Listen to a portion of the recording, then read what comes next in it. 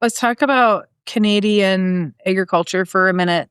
What are you guys seeing? What's going on with these cattle regulations? Oh, yeah, that is a big... Is that Alberta? Yeah, well, it's all of Canada. Oh, okay. So, I thought it was just one province. I thought your provinces kind of had different rules, but yeah, so the CFIA, which is the Canadian Food, and it's a regulation for the agriculture, Canadian Food Inspection Agency. okay. So they want to implement regulations where we have to document and track the movement of our cattle every time we move them.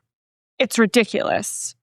So what happens if I'm doing regenerative agriculture up there and rotational grazing and moving my cows every day? Who are they sending to record this movement? Yeah. And where we live, we have... So I can't record it? They need to record it? So I believe they're wanting a veterinarian to record it. But, we have a shortage of veterinarians. Yeah. And then, so when we ship our cattle at the 1st of June, they go from our home place to the summer pasture, which is a community pasture.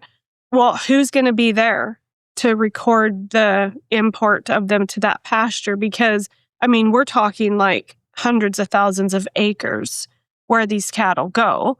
Who's going to do that? Right. And first of all, there's no place to stay. So if you're sending somebody who's hired, they're going to have to pitch a tent. Because there's no place to stay. It's literally middle of nowhere to record, and everybody's staggered entrance. So they're going to have to be there for 2 weeks. And it doesn't make sense. And then you're going to have to count them coming off the trailer. You're going to have to and if you miscount, we can't put them back on the trailer. So no. And it all comes down to control. That is what we need to fight, because I've heard there's enough control up there. Like, we're getting to the point where there's so much control that we're going to lose farms due to that sort of a thing. Yeah, it's getting harder and harder. And I know, I don't know a whole lot about that. That's kind of in a nutshell what I know about it. But I know that they implemented something like this in Europe, and it was detrimental. But we don't always learn from other people's mistakes. No, we don't learn from other people's mistakes. It's just going to be impossible to regulate. It's a disaster. It gives too much control to the government and not enough control to the producers. Does it matter, or do you know if it matters if we have a bank loan on those cattle or if they're paid off? I don't know that. And I would think if I had a bank loan, I'd probably have to report for the loan, or they're going to somehow tie that together where if we can finance them outside of a banking system, then we don't have to report. Yeah, it very well could be. And it just gets ridiculous. Like, we calve our cows on our home place there, and then we split the pairs off. So you're telling me every time I go split a pair off across the road, you want me to report it? That's not happening. Mm-hmm. People aren't going to comply. Like, it's ridiculous. Is the tracking so they know where all the cattle are and how many there are? Why do you think they're trying to control it? I don't know that answer. Okay. Like, I don't know why they want that control. I always try to look at things and say, okay, like, is there a middle of the road here? Is there some sort of justification to what they're doing and why they're doing it? Yeah. Or are they telling us not the whole story, and then it gets worse as it goes on? So I don't really know. I don't agree with being controlled. Every move that you have being controlled, I don't like that. There's just so many things that happen in agriculture that you just don't have time to control things. Like, those cattle can't sit on a trailer all day. No. And so we just don't have time to be able to be implementing some of these things. Or in order to do it, like, we looked at collars the other day, the GPS collars, because I have a new client that has them on her goats, and she's great. She's using these goats to clean up tree areas. And I was like, oh, that's such a good idea. And the collars are like, if you buy them in bulk, I think they were $235 a collar. That's crazy. And then there's like I think it's $35 a month to track that collar a month. Yeah. Think if you had 1,000 of those on cows and now you're supposed to track it, So I'm just barely familiar with it in the States, but it's like, oh, I'll give you some money if you do this and you put these collars on these cows, and then we can check the methane and we can check their grazing, and we can check all this stuff. Well, now you also know how many cows I have. Yep. And so no, thank you. No thanks. I'm going to have however many cows I want to have. And you don't need to know that. I'll saddle up my horse and go count my cows. Right. And where our cows summer pasture, you know what? The guy who wants to implement the tracking, he can saddle up and we'll give him a real good horse. Not really. We'll give him the worst one. And he can go count the cows. Like, seriously, you can go find them on 200,000 acres. Like, it's ridiculous. Like, I know when Reed was welding, So what you're saying is the government employee that comes out to count your cows may or may not get the broke horse. That's right. That's what I'm saying. Yeah. Yeah. Let's hope we've got, hopefully the good one's available. Hopefully. But I tell you which one's the good one. What are the differences? A lot of people ask questions about, can we do this in Canada? And a lot of people don't know that you guys have a book. And so what are the differences between, and maybe we'll just compare them because I don't even know what they are. I probably should know what they are, but I stay in my lane. And so what are the differences between the US and Canada? Like the modified endowment contract piece in Canada works a little differently. So when you take a loan in the States, you can take that loan and it does not qualify as income. Nothing is reported. Like, it's super, super easy. Correct. What happens in Canada when you take a loan? So when you take a loan, every policy has, and I'm not super familiar with the US yet as well, but your policy has what's called an adjusted cost basis. And when your policy is brand new, that adjusted cost basis is like, let's just say really high. And then as your policy ages, it grinds down. Eventually, it will grind down to zero, and it takes years to do that. If your ACB, as we call it, is zero and you take a loan, then that amount of your loan becomes taxable income. Okay.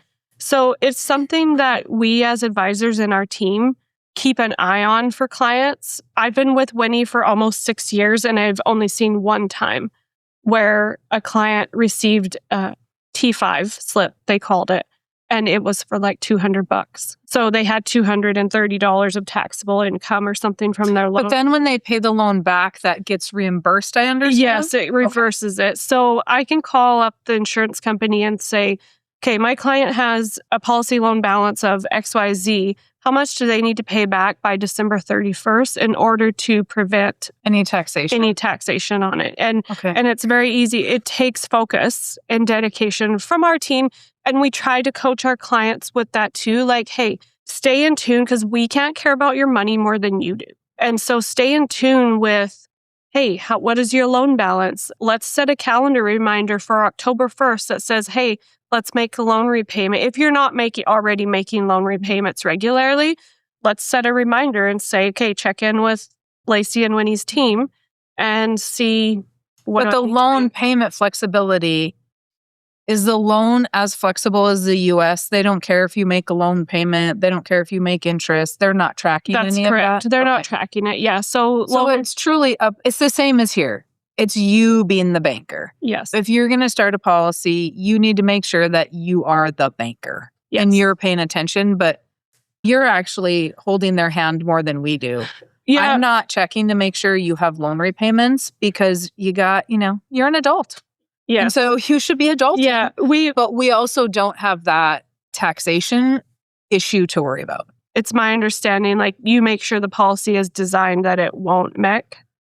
Well, when we take a loan, it's the IRS code it's an actual loan. It's treated like a loan from a bank. Okay. So there is no income associated with that. Okay. But the policy, in the US, if you pay too much premium, let's say your premium is $20,000 a year, and you pay the insurance company $21,000, they will send you a letter that said, hey, you're going to MEC. Yes. And so we're not taking this $1,000 unless you don't reply back to us. But taking a loan does not change that. Paying premium could cause a MEC. Taking a loan and repaying a loan does not create any kind of a taxation. Yeah, so that's where it's different. And then we also have something that we're exploring recently is something called an IRP. So it's an insured retirement plan. It goes against what Nelson taught about doing business with the banks, but we are exploring it as an option for when we have clients that are entering retirement. Basically, in a nutshell, I won't get too much into it. To help avoid some of the taxation. So avoid taxation because the bank can take your policy as collateral and they give you a loan every year for your annual income. And then they use the cash value to give you that loan. And then once you pass away, your loan's paid off and the remainder is paid out as a death benefit, just as it should. But we haven't done one yet because our client base our client base is quite young. So when you take a loan in Canada, is your money still earning an uninterrupted compound interest? Yes. Okay. Yeah. So that acts the exact same. Yes. So that part of the book is still very, very Still accurate. Yeah. You're earning uninterrupted compound interest. You're earning dividends because it's a mutual company. Yeah. And then there's only like 1 or 2 companies in Canada to work with versus a bazillion. Yeah. We don't have quite a bazillion, but we probably have a dozen. I'm actually not sure how many mutual companies there are in Canada, but we do most of our business with Equitable Life of Canada. And not every mutual company has a paid up additions rider. Yeah. But Equitable does have a paid up additions rider. Yeah, we love Equitable. They're advisor friendly, they're client friendly. And they're IBC friendly. And they're IBC friendly. They really are. And their policies just perform so well. We've compared and we usually come back. We come back to Equitable almost every time. If you are Canadian, there is a Canadian version of the book. Yep. You can go to ranchyourway.com and you can get the Farming Without the Bank book, the Canadian version that comes directly shipped from your office. Yeah, it does. And it now comes with the audio version too. Oh, so you're okay. Get Awesome. Both. Yeah. Awesome. So you'll get the audio book and the regular book. Yeah. It's not hardcover. Yeah, paperback. The paperback. There you go. Yeah. And so ranchyourway.com, if they have questions, can they call or do you prefer them to get the book first? We do prefer purchasing the book first. On our website, there's a video series that they can enroll in and get that 4-part series. Oh, nice. And then we also have a line. You can reach out and leave us a voicemail and then we'll call you right back or text us. There's always somebody in the office there to respond to you, even if it's not Winnie or I.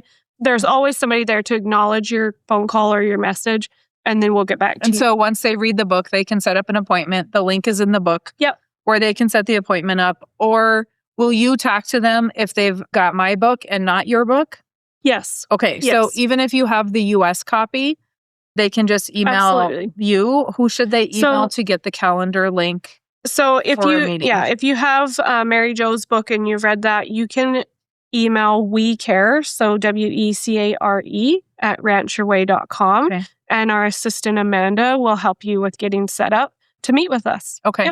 Yeah. So if you've got, because I know a lot of you have got my book, the only thing in Farming Without the Bank in Canada that's changed is the back portion of the book. The numbers changed because it's done a little differently in Canada. So set up your appointment with Winnie or Lacy and get started.